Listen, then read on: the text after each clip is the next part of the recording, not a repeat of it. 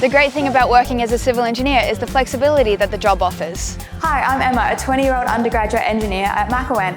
Working across both day and night projects, I can study at uni and work at the same time. I can leave a bit earlier and go and see some mates, play some footy and go out for dinner, or I could start a bit later in the day and then end up on site at night.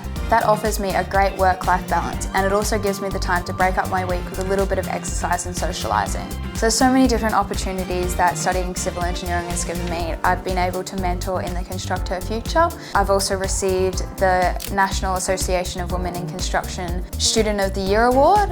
There are so many opportunities for you, you just need to take them. You need to say yes, you need to take the leap.